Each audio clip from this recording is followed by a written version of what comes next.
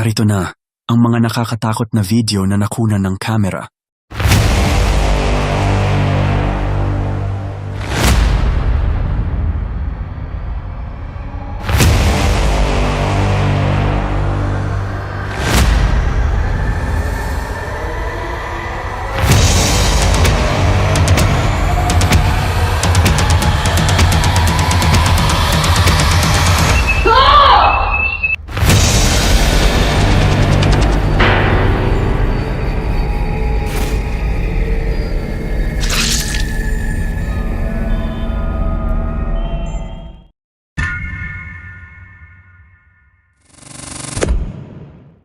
Ang unang video natin ngayong araw ay galing sa TikTok account na Hats Off to the Energy.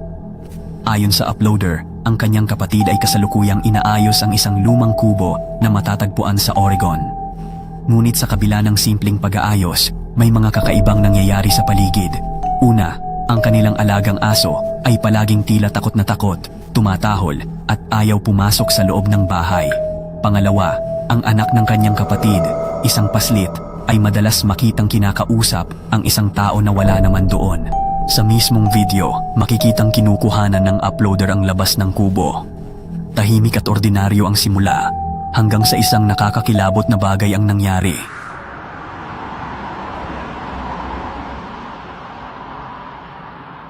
There's something moving in the door.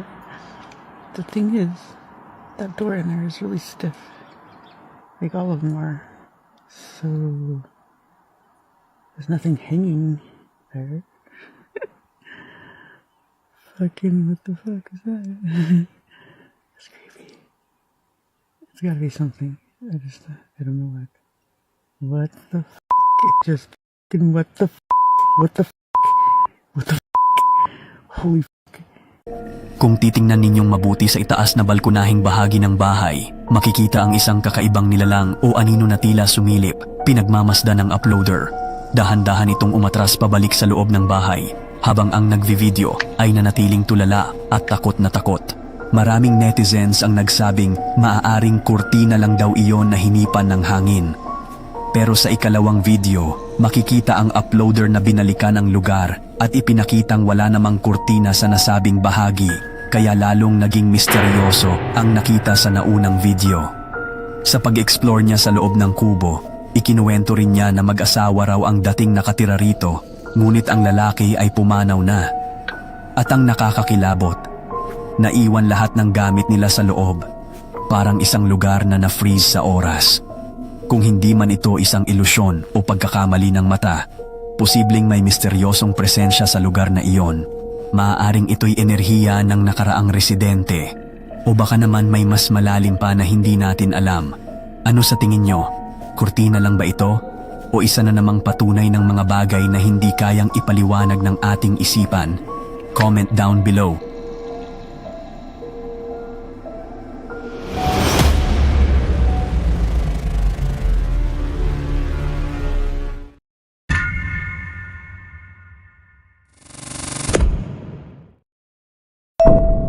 Sa video na ito, isang babae na nagngangalang Brit ang nakaranas ng isang hindi malilimutang kababalaghan. Lahat ay nagsimula sa kakaibang kilos ng kanyang alagang aso na si Jonesy. Habang nasa bahay lamang si Brit, napansin niyang paulit-ulit ang pagtahol ni Jonesy, hindi sa kung saan-saan, kundi diretso sa kanyang aparador. Tila may tinititigan itong hindi niya makita. Sa sobrang tindi ng reaksyon ni Jonesy, napilitan si Brit na kuhanan ito ng video. I just don't really know what she's staring at. Because again, like, this is usually how she looks when she's waiting for me to come in, and I'm just like...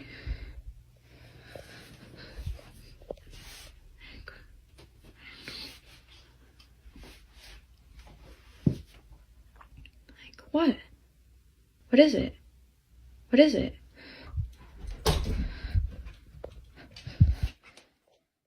Pero hindi pa dyan natatapos ang kababalaghan. Josie. Sa mga sumunod na araw, napansin ni Brit na kahit ang mga hayop mula sa kalapit na bukid, mga hayop na hindi naman kanya, ay parang naakit sa lugar Thank sa you. tapat mismo ng kanyang bahay.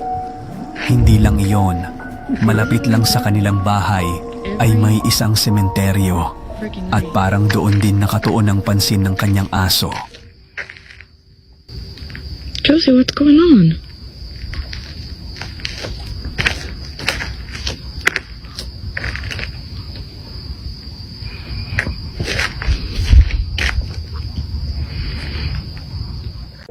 Kahit naguguluhan at natatakot, pinilit na lamang ni Brit na huwag pansinin ang mga nangyayari.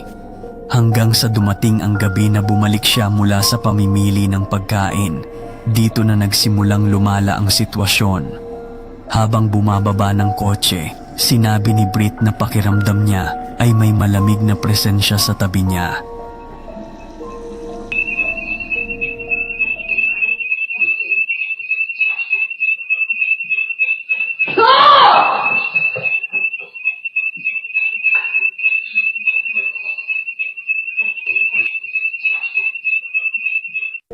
At sa mismong footage ng kanyang CCTV camera, makikitang may humatak sa kanyang damit. Isang bagay na hindi niya nakita sa mismong oras na iyon. Sa labis na takot, dali-dali siyang tumakbo palabas ng bahay.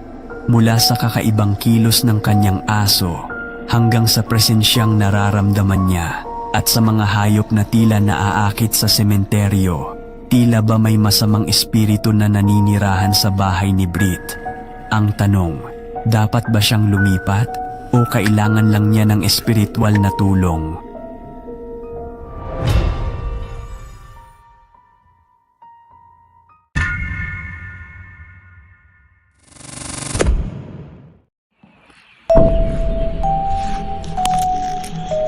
Sa Bigfoot subreddit, isang user na may pangalang Unique Ad ang nagbahagi ng isang video na agad naging usap-usapan. Sa video, makikita ang isang tahimik na kagubatan na tila walang kakaiba sa unang tingin. Sa loob ng unang 15 segundo, tahimik lang ang paligid. Ngunit habang lumalalim ang video, biglang nag-zoom in ang camera at dito na nagsimulang maging interesante ang lahat.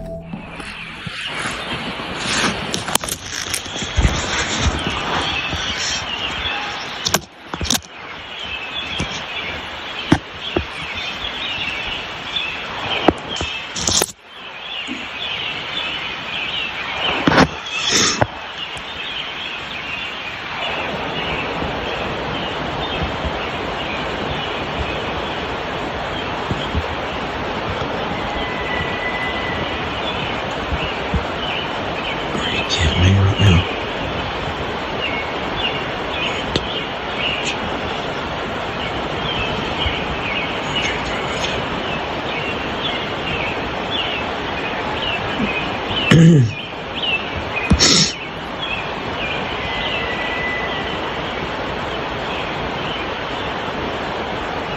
Are you joking right now?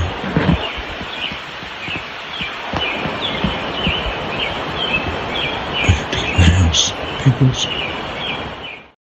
Isang misteryosong figura ang makikitang gumagalaw sa likod ng mga puno. Para itong may hinahanap o baka naman tinitiyak kung may ibang taong malapit. Hindi malinaw kung napansin ba nito ang taong nagbivideo, pero kapansin-pansin ang pagiging alerto ng nilalang na ito. Ang hugis at tindig ng nilalang ay tumutugma sa mga karaniwang paglalarawan ng Bigfoot. Malaki ang katawan, mabigat ang hakbang, at tila may pagkatao, ngunit halatang hindi ordinaryong nilalang. Bagamat hindi sapat ang linaw ng video upang makumpirma kung ito nga ba ay si Bigfoot, isa itong kakaibang footage na siguradong muling magpapasimula ng debate tungkol sa kanyang pag-iral.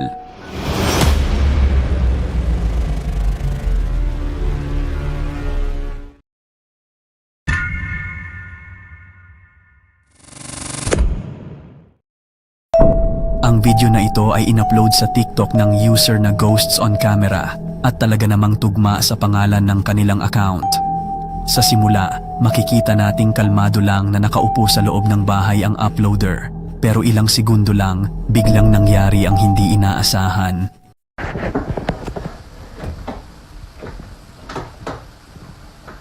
This has been happening ever since we've moved in. Ever since we've been moved in, this has been happening. It's a brand new building. I don't get it. Happens that often. The handle is even loose. Really, really fed up with this. It's all the time at the moment. Ang doorknob sa likod niya ay bigla na lang umarangkada sa pag-ikot para bang may pilit na gustong pumasok mula sa kabilang panig. Ayon sa uploader, simula pa raw nang lumipat siya sa bahay na ito ay palagi nang may mga kakaibang pangyayari kahit pa bagong tayong building ito. Nagdesisyon siyang lumapit para alamin kung ano ang nangyayari, pero sa kanyang pag-check, wala ni isang tao sa likod ng pinto. Wala ring hangin o lindol na pwedeng maging sanhi ng ganoong galaw. Ang mas nakakatuwa or baka nakakakilabot ay hindi siya natakot. Sa halip, nainis pa siya. Para sa kanya, mas nakakainis kaysa nakakatakot ang lahat ng ito. At totoo nga, kakaibang makita ang isang taong hindi natataranta sa mga ganitong klasing paranormal na pangyayari. Pero mas nakakapagtaka ang lahat dahil ang bahay ay bago pa lang at hindi mo aakalain na magkakaroon ng ganitong klasing aktibidad sa isang istrukturang wala pang kasaysayan. Maliban na lang kung may madilim na kwento ang lupang tinayuan nito.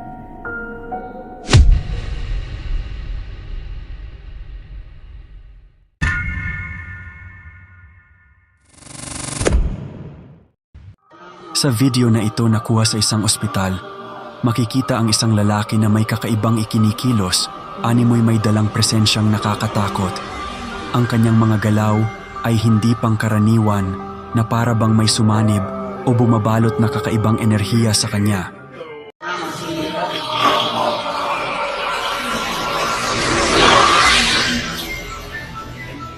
Wow, loco, ¿qué es esto, vale? Dios mío.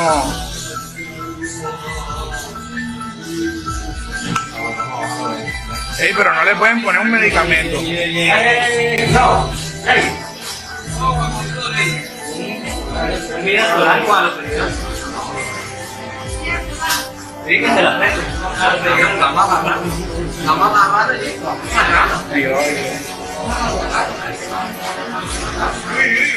Dahil dito, kinilabutan ang mga nakasaksi at naisip ng ilan na baka ito'y epekto ng masamang espiritu o di maipaliwanag na puwersa. Ano sa tingin nyo? Sinasapian nga kaya ang lalaki o may ibang tama ang tumama sa lalaking ito kaya ganito ang kanyang ikinikilos?